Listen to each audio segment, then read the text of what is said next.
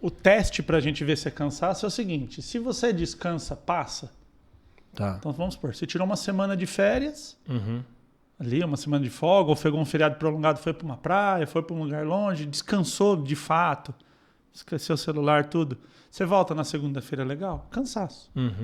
Pronto. Beleza. Tá? É o teste. Tá. E de novo, cientista testa. O negócio nosso é botar para testar. É isso aí. Vamos ver, vamos fazer um teste. Agora, você tirou um mês de férias, foi viajar, ficou com a família, tá bem. Ao saber que daqui 3, 4 dias você volta, aquilo começa a te apavorar, não é cansaço. Já é uma coisa mais crônica, já é uma coisa que demanda. Uma cultura que tem se mudado, mas ainda não mudou, é a ideia de que você tem o lado profissional, aquela coisa, deixa seu pessoal em casa. Isso. Então, assim, como é que uma pessoa vai produzir com o filho internado? Ah, mas seu filho internado é tua vida pessoal. Aqui dentro você é profissional. Isso não existe. Não existe. Isso não existe. Mas é uma cultura de muitos anos. Então você não tem que se... Ah, você está bem, o problema é seu se você não está bem. Tem que Aqui entregar. dentro você tem que produzir. A gente não tem nada a ver com a tua vida pessoal. Tanto que hoje as empresas têm investido cada vez mais nesse amparo psicológico, nesse amparo técnico. Eu fiz um trabalho numa universidade essa semana, lá em Valença, a Unifá, e achei uma coisa incrível, porque eu fui participar de um evento que eles traziam, recepcionavam os alunos, né? Tá. Uma festa, tinha banda, tinha comida e tal, e depois os alunos iam para um auditório passar por algumas...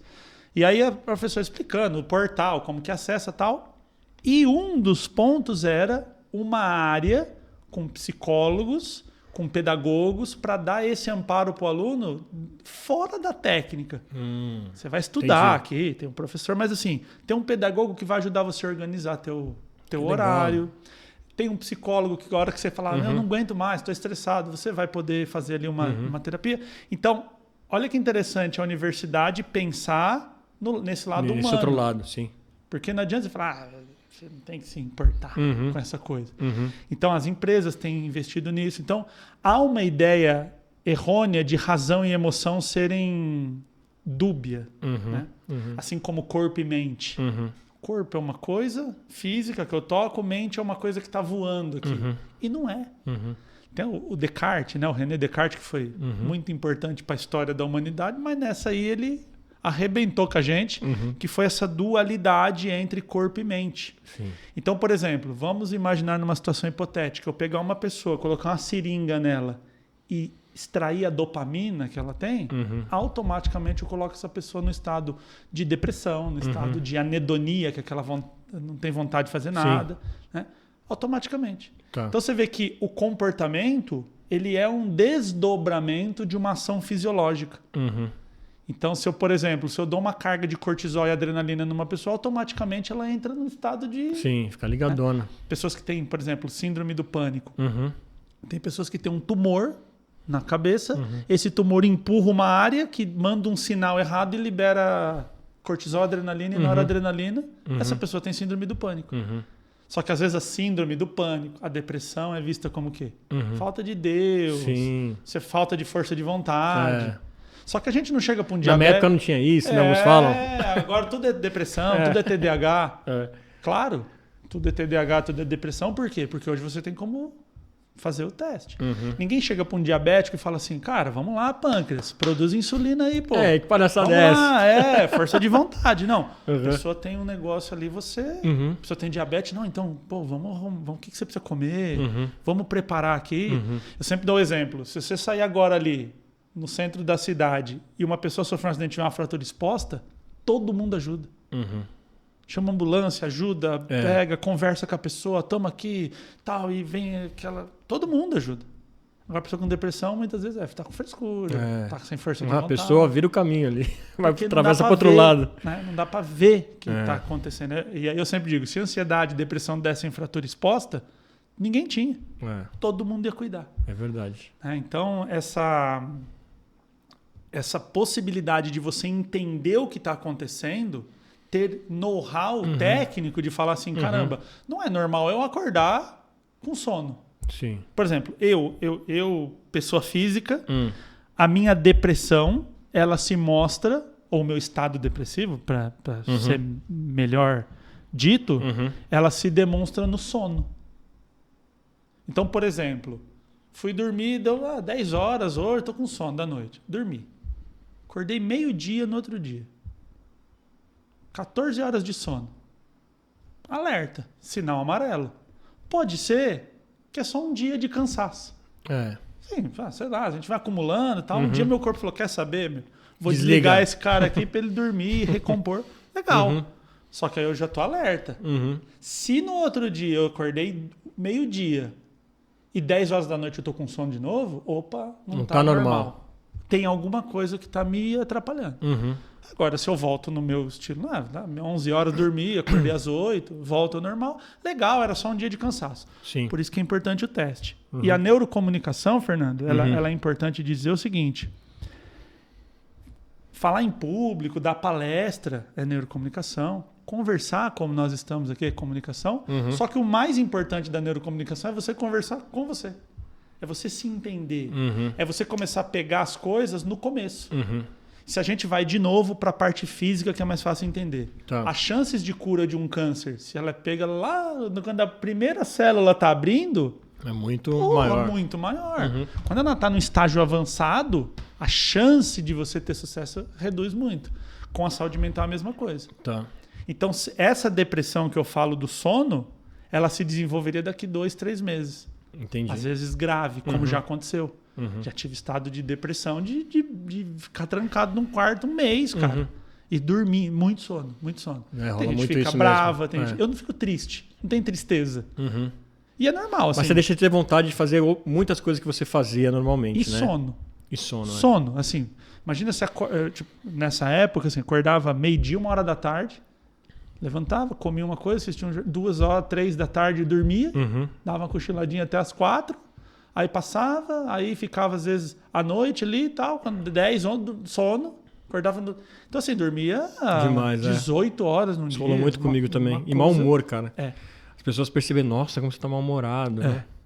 Agora, se eu tenho essa percepção com antecedência, então um dia alguém fala assim, pô, Fernando, você é um cara legal, feliz, tá estranho. Opa, deixa eu já pegar no começo. Porque no começo o monstrinho tá pequeno. Tá menor. Então um esporte, uma mudança de hábito, de alimentação, já te põe em outro lugar. Agora, cara, pra você arrancar uma pessoa que tá numa depressão profunda, é muito trabalhoso. Agora, isso é muito individual ao mesmo tempo também, né, William? Porque eu às vezes tenho receio, e até falando, como a gente estava falando assim, de muito conteúdo que a gente consome nas redes sociais, eu tenho visto muita gente também querendo passar fórmulas prontas ou receitas prontas de como ser imbatível nesse caso, né? Dizendo que não, a pessoa para não ter isso e para ser feliz, bem-sucedida, ela precisa acordar às 5 da manhã, tomar um banho gelado, ler 10 páginas de um livro, meio que dando um manual para a pessoa. Não necessariamente que funciona para um vai funcionar para outro, né? Nesse lance de colocar hábitos a forceps nas pessoas, é mais ou menos isso? Exatamente. Eu penso que assim, tudo que eu tenho aprendido nesses anos no desenvolvimento humano me leva a pensar o seguinte: toda vez que eu coloco binariedade, ou é ou não é, ou tem depressão ou não tem, ou tem ansiedade ou não tem, ou tem vício ou não tem.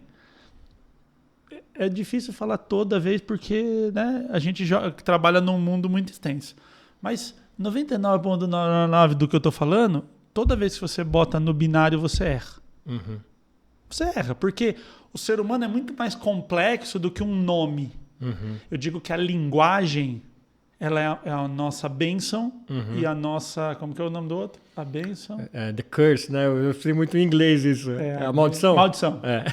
É a nossa bênção e a nossa maldição. Então, ao mesmo tempo que eu consigo dar nome para o que eu estou sentindo, às vezes não há palavra para descrever. Imagina que você tem uma palavra aqui que descreve um problema e uma palavra aqui, você está aqui. Não dá para descrever. É um gringo querendo descrever saudade. Isso, que não existe, né? Não tem. Ou tem aquela Schadenfreude, tem uma palavra em alemão que é o prazer que a gente tem em ver alguém se ferrando. Sabe? Olha, vídeo cacetado. O cara capota e a gente ri. Cara, não faz sentido. É um sentimento de... Então, quando eu coloco essa chave, fala que a pessoa é depressiva ou não é? É viciado ou não é? eu erro. Então, vamos pegar um exemplo da depressão, que é uma coisa que a gente consegue entender. Quando você fala depressão, tem gente que você cruza todo dia na rua, que está trabalhando, que está sorrindo, que está bem vestido, que está feliz, e que de um dia para o outro comete um suicídio, por exemplo. Pode crer. Teve o caso do Chester, eu não sei o sobrenome dele lá, do Linkin Park. Bennington, acho. Bennington. Né? Chester Bennington. 2 dias antes, tem um vídeo que a esposa dele postou, quando ele se suicidou, o cara, com a família, rindo, churrasco. Que coisa. O pessoal vindo filmar e fala, abraça, o cara... Então, assim, aquela ideia do depressivo que está numa cama, sofrendo, que não come, é um modelo de depressão. Então, você usar a palavra depressão para tudo isso, você vai errar. De ter depressão ou não. Então tem aquela pessoa que pode ter um processo de anedonia. Anedonia é aquela coisa assim, você não está depressivo, mas você não tem vontade. Então eu falo assim, Fernando, vamos comer uma pizza? Você fala, vamos. Eu falo, ali do outro lado da rua, você fala, não. Se eu trouxer a ideia na tua mão, você até come. Mas se você precisar ir do outro lado da rua, você, então deixa quieto. Estaria no caminho para... No caminho para. E aí se a gente vai biologicamente, olha que coisa interessante. O cortisol... E aí eu tô abrindo as tampas, mas eu vou fechando. Né? É a minha terapia do TDAH essa aqui. Muita gente olha o cortisol como vilão. Biologia não conhece bom e mal, ruim. Não existe isso. Né? A gente quis dar personalidades humanas ao cortisol. Cortisol é o cortisol. Tá. Então o cortisol é o que levanta a gente de manhã. Show, obrigado, cortisol. Então ele é bonzinho. Não. Ele é hormônio do estresse também. Ocitocina. O pessoal fala, hormônio do amor. Ocitocina. Ocitocina, quando você abraça teu filho, quando você abraça tua esposa, teu marido, seus pais, você está conectado com pessoas. Aqui a gente está num papo, a nossa ocitocina está alta. Sim. Só que é o seguinte, quando você está com a ocitocina alta com alguém na conexão, tendencialmente você é mais violento com o grupo oposto. Vamos supor que nós reuníssemos a torcida organizada e soltasse a ocitocina intranasal, dá para você soltar no ar. Eles seriam mais torcedores. Só que se eles encontrassem com a torcida, eles seriam mais violentos. Então não tem bom e mal. Tá. Depende de onde vem. Então o cortisol, ele tem uma função interessante que ele atravessa a barreira hematoencefálica. Tá. Então a barreira hematoencefálica é uma proteção que o nosso cérebro tem exatamente para que bactérias, vírus, questões que não podem acessar, senão qualquer coisa acessaria. Inclusive é o grande problema da indústria farmacêutica em encontrar soluções para o cérebro. Exemplo da depressão. A depressão não tem cura.